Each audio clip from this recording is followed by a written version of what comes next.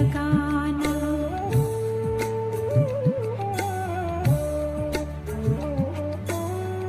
ऐसा धोबी पाट लगाना, ऐसा धोबी पाट लगाना।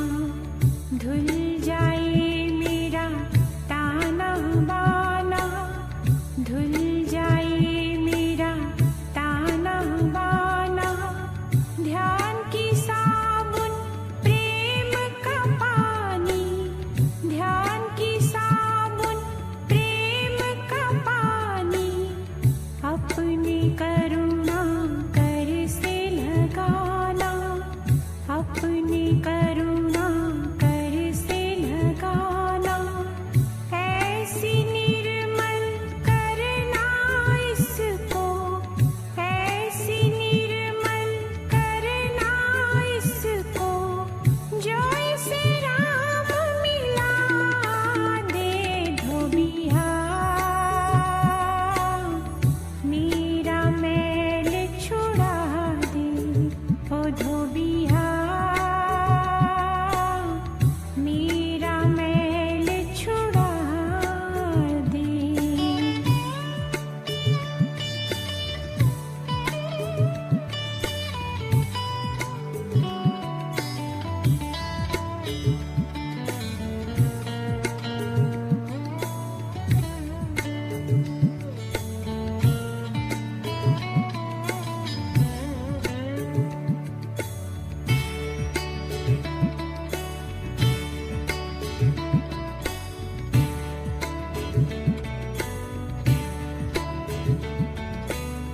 सारे दाग मिटाना इसके,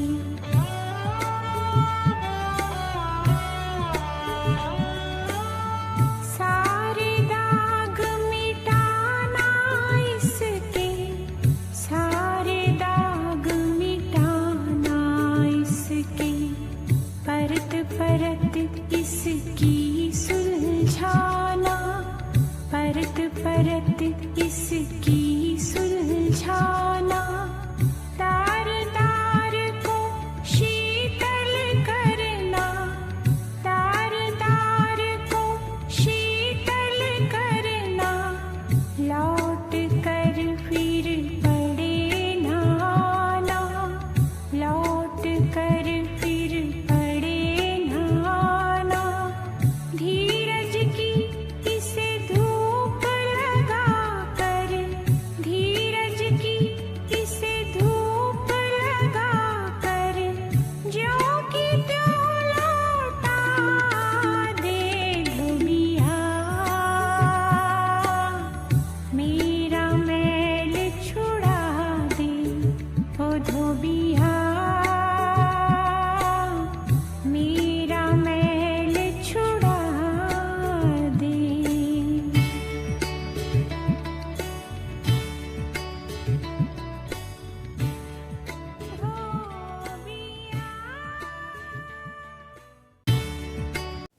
ओम शांति। 15 फरवरी 2021 बाबा के महावाक्य हैं।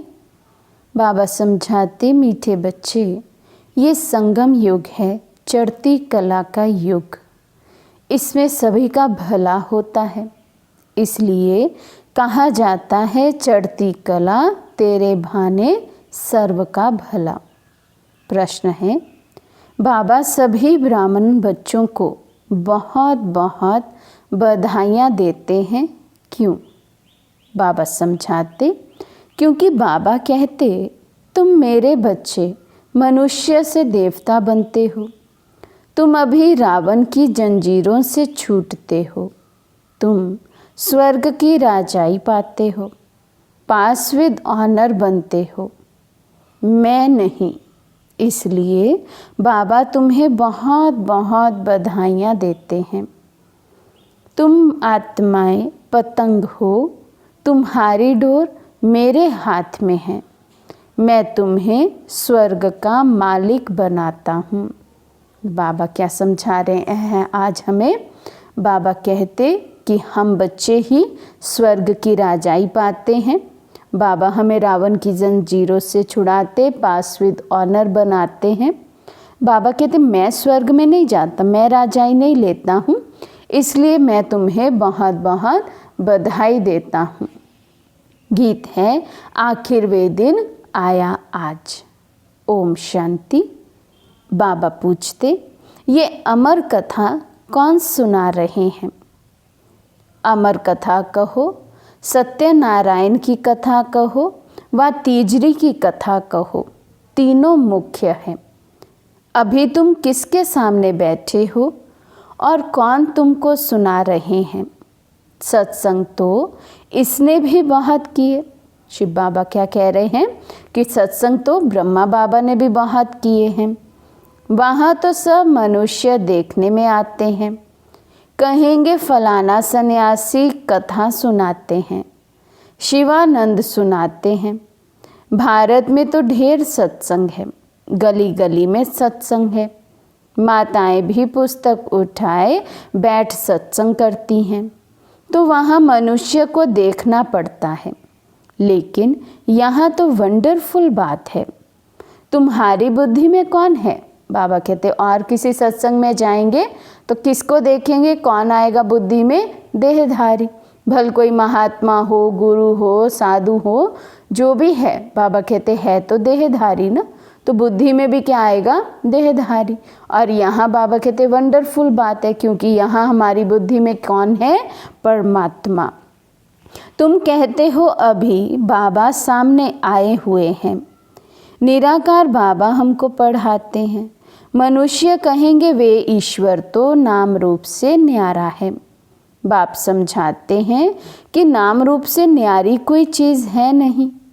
तुम बच्चे जानते हो यहाँ कोई भी साकार मनुष्य नहीं पढ़ाते हैं, और कहाँ भी जाओ सारी वर्ल्ड में साकार ही पढ़ाते हैं। बाबा कहते एक यही इंस्टीट्यूशन है, ईश्वरीय विश्वविद्यालय है, जहाँ स्वयं निराकार परम पिता परमात्मा आकर पढ़ाते हैं। और तो बाबा कहते कहीं भी चले जाएंगे तो मनुष्य ही पढ़ाएंगे, साकार ही पढ़ाएंगे। यहाँ तो सुप्रीम बाप है, जिसको निराकार गॉड फादर कहा जाता है। वे निराकार साकार में बैठ पढ़ाते हैं। ये बिल्कुल नई बात हुई। जन्म बाय जन्म तुम सुनते आए हो ये फलाना पंडित है, गुरु है, ढेर के ढेर नाम है। भारत तो बहुत बड़ा है। जो भी कुछ सिखाते हैं, समझाते हैं, वे मनुष्य ही हैं। मनुष्य ही शिष्य बने हुए हैं। अनेक प्रकार के मनुष्य हैं। फलाना सुनाते हैं, हमेशा शरीर का नाम लिया जाता है। भक्ति मार्ग में निराकार को बुलाते हैं, हे पतित पावन आओ। वही आकर बच्चों को समझाते हैं। तुम बच्चे जानते हो कि कल्प कल्प सारी दुनिया जो पतित बन जाती है, उनको पावन करने वाला एक ही निराकार बाप है। तुम यहाँ जो बैठे हो, तुम्हारे में भी कोई कच्चे हैं, कोई पक्के हैं, क्योंकि आधा कल्प तुम देह अभिमानी बने हो। अब देही अभिमानी इस जन्म में बनना है। तुम्हारे देह में रहने वाली जो आत्मा है, उनको परमात्मा बैठ समझाते हैं। आत्मा ही संस्कार ले जाती है। आत्मा कहती है ऑर्गन्स द्वारा कि मैं फलाना हूँ, परंतु आत्म अभिमानी तो कोई है नहीं। बाबा कहते कर्म तो सब आत्मा ही करती है, बोलती सुनती सब आत्मा करती है, लेकिन क्योंकि दुनिया में कोई ये बात समझते नहीं है, इसलिए सारी बुद्धि देह की तरफ ही रहती है। बाबा कहते आत्म अभिमानी तो कोई है नहीं। तो बाप समझाते हैं जो इस भारत में सूर्यवंशी चंद्रवंशी थे, वही इस समय आकर ब्राह्मण बनेंगे, फिर देवता बनेंगे। मनुष्य देह अभिमानी रहने की आदती हैं, देही अभिमानी रहना भूल जाते हैं। इसलिए बाप घड़ी घड़ी कहते हैं देही अभिमानी बनो। तो बाबा कहते जन्म बाय जन्म इतने जन्म लिए और हर जन्म में देह अभिमान में रहे हैं आधा कल्प, तो इसलिए अभी देही अभिमानी बनना ही भूल जाते हैं, जिस कारण ही फिर बाबा को घड़ी घड़ी हमें याद दिलाना पड़ता है। बाबा कहते आत्मा ही भिन्न भिन्न चोला लेकर पाठ बजाती है, ये है इनके ऑर्गन्स। अब बाप बच्चों को कहते हैं मन मना भव। बाकी सिर्फ गीता पढ़ने से कोई राज्य भाग्य थोड़े ही मिल सकता है। तुमको इस समय त्रिकालदर्शी बनाया जाता है, रात दिन का फर्क हो गया है। बाप समझाते हैं मैं तुमको राजयोग सिखाता हूँ। कृष्ण तो सतयुग का प्रिंस है।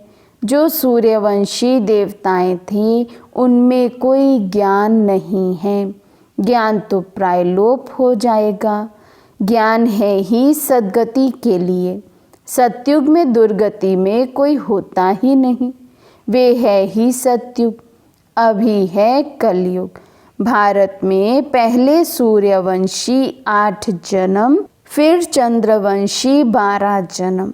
ये एक जन्म तुम्हारी सबसे अच्छा जन्म है। तुम हो प्रजापिता ब्रह्मा मुख वंशावली। ये है पुरुषोत्तम धर्म। देवता धर्म सर्वोत्तम धर्म नहीं कहेंगे। ब्राह्मण धर्म सबसे ऊंच है, देवताएं तो प्रारब्ध भोगते हैं। तो बाबा कहते सबसे ऊंच धर्म देवता धर्म को कहेंगे, क्योंकि यहाँ हम पुरुषार्थ करते हैं ऊंच बनने का, यहाँ हमें बाबा से प्राप्ति होती है। बाबा कहते बाकी जो यहाँ प्राप्ति करते हैं उसकी प्रारब्ध तो भोगते हम सतयुग में है, देवता धर्म में। इसलिए बाबा कहते देवता धर्म से भी ऊंच धर्म ये ब्राह्मण धर्म है। तो बाबा कहते आजकल बहुत सोशल वर्कर हैं, तुम्हारी है रूहानी सर्विस।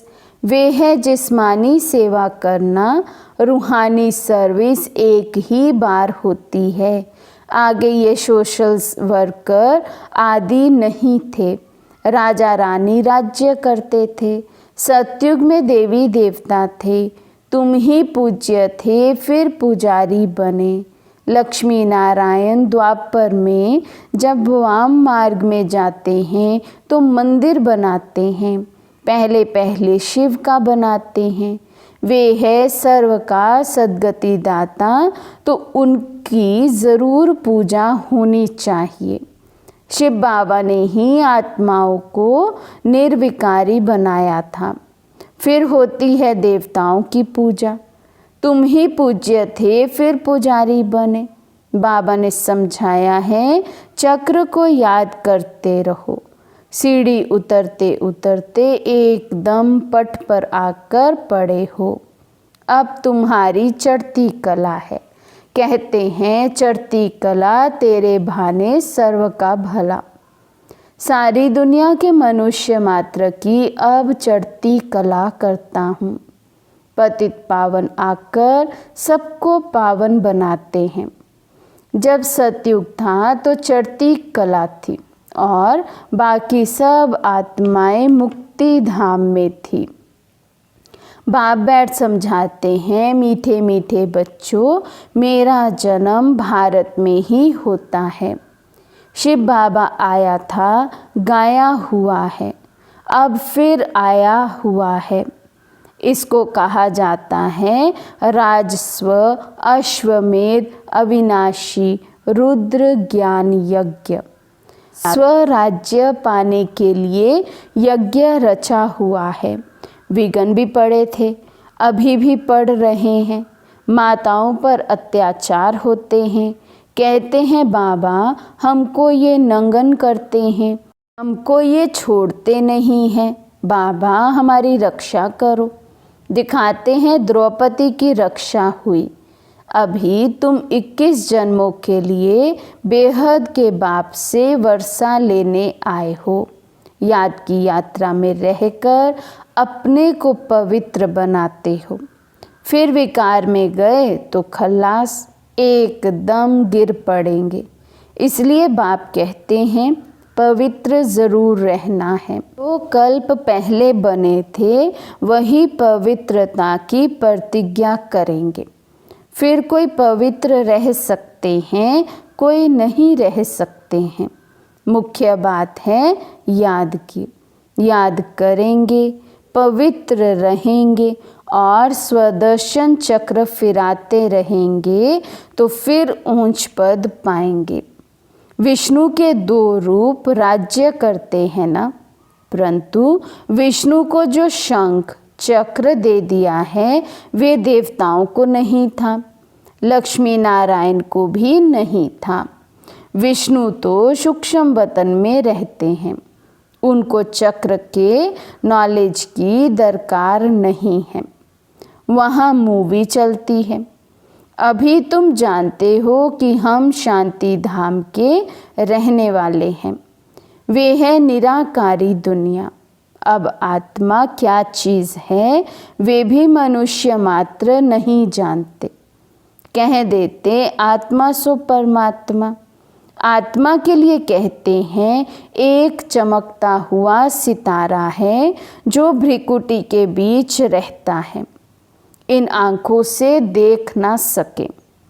भल कोई कितना भी कोशिश करे, शीशे आदि में बंद करके रखें कि देखें कि आत्मा निकलती कैसे है। कोशिश करते हैं परंतु किसी को भी पता नहीं पड़ता है आत्मा क्या चीज़ है, कैसे निकलती है। बाकी इतना कहते हैं आत्मा स्टार मिसल है, दिव्य दृष्टि बिगर उनको देख नहीं सकते। भक्ति मार्ग में बहुतों को साक्षात्कार होता है। लिखा हुआ है अर्जुन को साक्षात्कार हुआ अखंड ज्योति का। अर्जुन ने कहा हम सहन नहीं कर सकते। बाप समझाते हैं इतना तेजोमय आदि कुछ है नहीं। जैसे आत्मा आकर शरीर में प्रवेश करती है, पता थोड़ी पड़ता है। अब तुम भी जानते हो कि बाबा कैसे प्रवेश कर बोलते हैं। आत्मा आकर बोलती है, ये भी ड्रामा में सारी नोंद है, इसमें कोई के ताकत की बात नहीं है। तो बाबा कहते जब आत्मा एक शरीर छोड़ती है या शरीर लेती है तो दिखती थोड़ी है, पता नहीं पड़ता है कब आत्मा ने शरीर छोड़ दिया, कहाँ निकल गई, कैसी थी आत्मा, दिखाई नहीं पड़ती। उसी तरह से बाबा कहते इतनी सूक्ष्म है, जब गर्भ में धारण होती है आत्मा तो भी पता नहीं चलता है, प्रवेश करती है तो भी पता नहीं चलता है। तो उसी रीति जब आत्मा इतनी सूक्ष्म है तो परमात्मा भी उतने ही सूक्ष्म है। तो कैसे ब्रह्मा बाबा के तन में आते हैं, बाबा कहते नज़र थोड़ी आएंगे शिव बाबा। तो इसलिए जैसे आत्मा बोलती है शरीर धारण कर, वैसे ही बाबा कहते मैं भी ब्रह्मा के तन को धारण कर ऐसे ही बोलता हूँ। बाबा कहते ये भी ड्रामा में सारी नोंद है, तो इसमें कोई के ताकत की बात नहीं। आत्मा कोई शरीर छोड़ जाती नहीं है, ये साक्षात्कार की बात है, वंडरफुल बात है ना। बाप कहते हैं मैं भी साधारण तन में आता हूँ। आत्मा को बुलाते हैं ना, आगे आत्माओं को बुलाकर उनसे पूछते भी थे, अभी तो तमो प्रधान बन गए। बाबा बहुत बारी मुरलियों में ये बात क्लियर करते ना कि पहले समय में ब्राह्मण को बुलाते थे, जब श्राद्ध आदि खिलाते थे तो फिर उसकी आत्मा को उस ब्राह्मण के तन में बुलाते थे, तो पूछते थे आप ठीक हो, कहाँ हो, क्या है। तो बाबा कहते अभी तो तमो प्रधान हो गए ना, तो वो भी सिस्टम बंद हो गया है, अभी तो किसी में उतनी ताकत ही नहीं रही है। बाप आते ही इसलिए हैं कि हम जाकर पतितों को पावन बनाएं। कहते भी हैं 84 जन्म, तो समझना चाहिए कि जो पहले आए हैं उन्होंने ही ज़रूर 84 जन्म लिए होंगे। वे तो लाखों वर्ष कह देते हैं।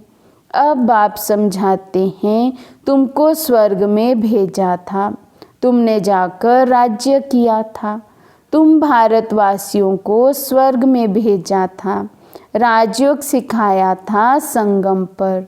बाप कहते हैं मैं कल्प के संगम युगे आता हूँ। गीता में फिर युगे युगे अक्षर लिख दिया है। अभी तुम जानते हो हम सीढ़ी कैसे उतरते हैं फिर चढ़ते हैं। तो बाबा कहते हैं अभी तो 84 जन्मों की ये जो सीढ़ी है, या कहे 84 जन्मों की कहानी है, बाबा ने हम बच्चों के आगे बिल्कुल क्लियर कर दी। तो अभी तो हम जानते हैं कैसे हम 84 जन्म ले नीचे उतरते हैं, फिर बाबा आते हैं, हम पतितों को पावन बनाए, फिर ऊपर चढ़ती कला में भेजते हैं। तो बाबा कहते सब ऊपर में जाएंगे, फिर तुम आएंगे स्वर्ग में पाट बजाने। सतयुग में दूसरा कोई धर्म नहीं था, उनको कहा जाता है वाइसलेस वर्ल्ड। फिर देवी देवताएं वाम मार्ग में जाकर सब विशेष होने लगते हैं, यथा राजा रानी तथा प्रजा। बाप समझाते हैं हे भारतवासी, तुम वाइसलेस वर्ल्ड में थे, अब है विशेष वर्ल्ड। अनेक धर्म हैं, बाकी एक देवी देवता धर्म नहीं है। ज़रूर जब ना हो तब तो फिर स्थापना हो। बाप कहते हैं मैं ब्रह्मा द्वारा आकर आदि सनातन देवी देवता धर्म की स्थापना करता हूँ। यहाँ ही करेंगे ना, सूक्ष्म वतन में तो नहीं करेंगे। लिखा हुआ है ब्रह्मा द्वारा आदि सनातन देवी देवता धर्म की रचना रचते हैं। तुमको इस समय पावन नहीं कहेंगे, पावन बन रहे हैं। तो बाबा कहते हैं अभी पावन बने नहीं हैं 100%, तो इसलिए पावन नहीं कह सकते। अभी क्या है, पुरुषार्थ कर रहे हैं पावन बनने का। तो बाबा कहते टाइम तो लगता है ना, पतित से पावन कैसे बने ये कोई भी शास्त्रों में नहीं है।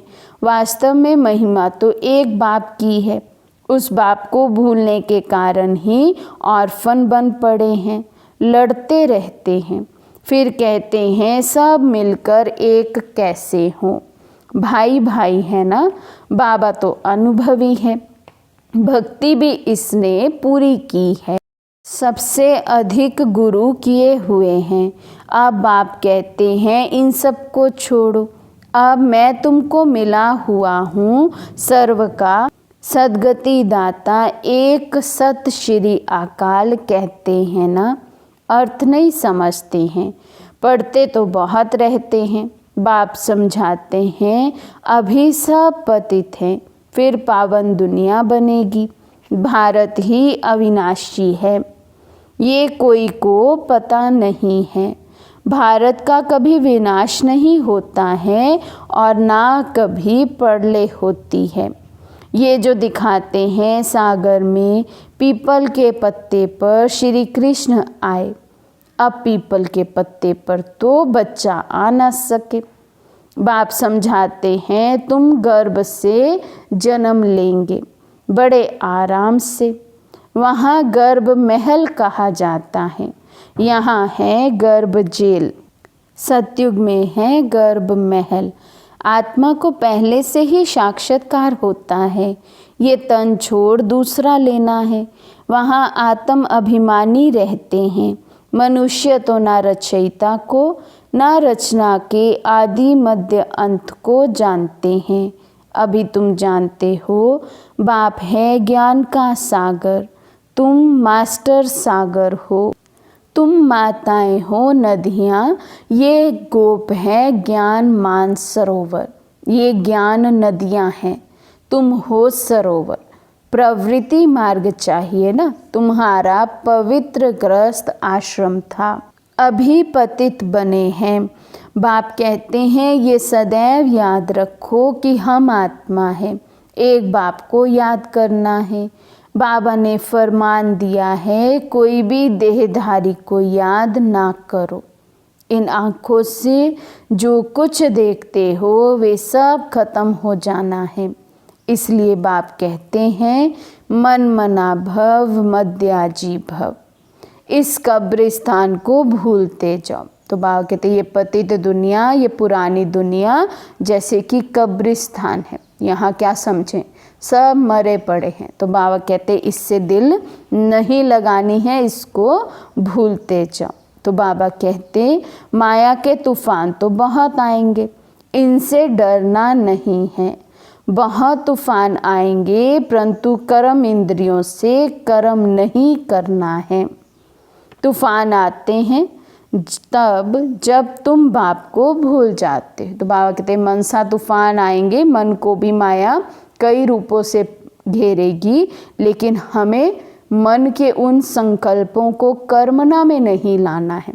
लेकिन ये साकार मुरली है। अब तो समय ऐसा है, बाबा कहते मन में भी व्यर्थ ना हो, तो मन से भी कोई ऐसा कर्म हमसे ना हो जाए। बाबा कहते ये याद की यात्रा एक ही बार होती है, वे है मृत्यु लोक की यात्राएं, अमर लोक की यात्रा ये है। तो अब बाप कहते हैं कोई भी देहधारी को याद ना करो। बच्चे शिव जयंती की कितनी तारे भेजते हैं। बाप कहते हैं तत्वम, तुम बच्चों को भी बाप बधाइयाँ देते हैं। वास्तव में तुमको बधाइयाँ हो, क्योंकि मनुष्य से देवता तुम बनते हो।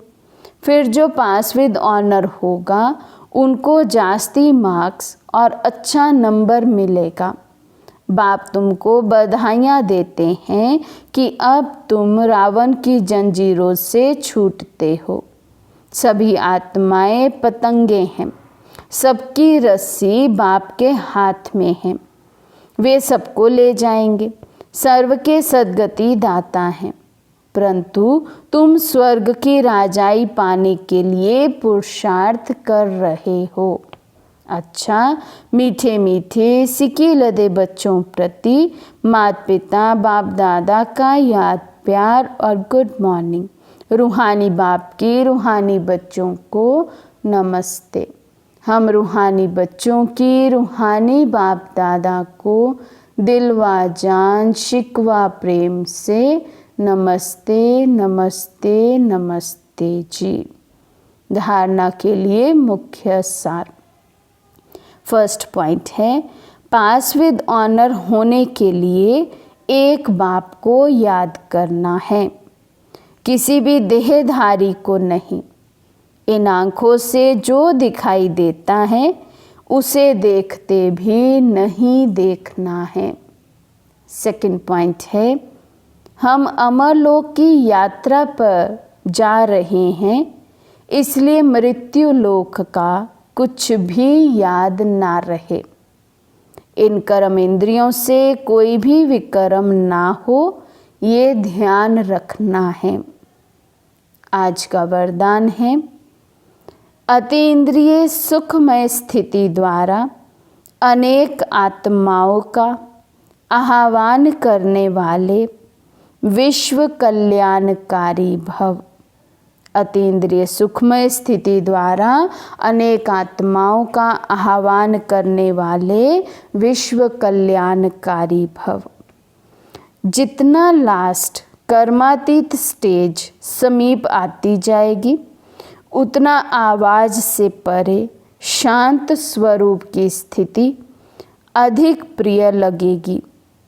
इस स्थिति में सदा अति इंद्रिय सुख की अनुभूति होगी और इसी अति इंद्रिय सुखमय स्थिति द्वारा अनेक आत्माओं का सहज आह्वान कर सकेंगे।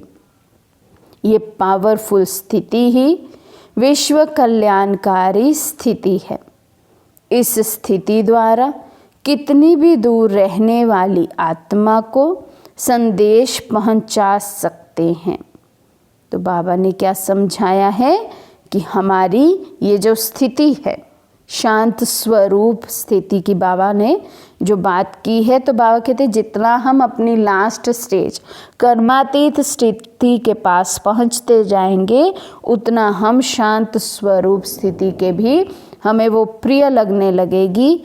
तो ऐसे में बाबा कहते फिर जो फरिश्ता स्वरूप स्थिति में स्थित होकर अंतवाहक शरीर जिसको बाबा कहते हैं, उसके द्वारा सेवा करना भी सहज हो जाएगा। तो दूर वाली आत्माओं की भी हम सेवा कर पाएंगे वाइब्रेशंस के थ्रू। स्लोगन है, हर एक की विशेषता को स्मृति में रख, फेथफुल बनो तो संगठन एक मत हो जाएगा। हर एक की विशेषता को स्मृति में रख, फेथफुल बनो तो संगठन एक मत हो जाएगा। अच्छा, ओम शांति। कभी हम यहाँ, कभी हम वहाँ, कभी हम यहाँ, कभी हम वहाँ, अपने धाम में। कभी साकारे, कभी निराकारे, कभी साकारे, कभी निराकारे, निज पहचान में। कभी हम यहाँ, कभी हम वहाँ,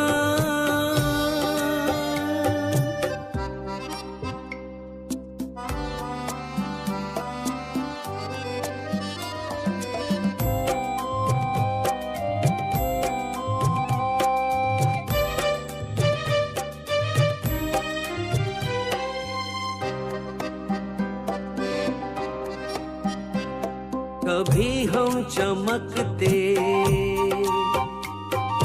ज्योति सितारे, कभी रूप दैवी धरा पे पधारे। कभी हम चमकते ज्योति सितारे, कभी रूप दैवी धरा पे पधारे। कभी हम न्यारे, कभी सबके प्यारे, कभी हम न्यारे, कभी सबके प्यारे, कभी विश्राम में। कभी हम यहाँ, कभी हम वहाँ, अपने धाम में। कभी साकारी, कभी निराकारी, निज पहचान में। कभी हम यहाँ, कभी हम वहाँ,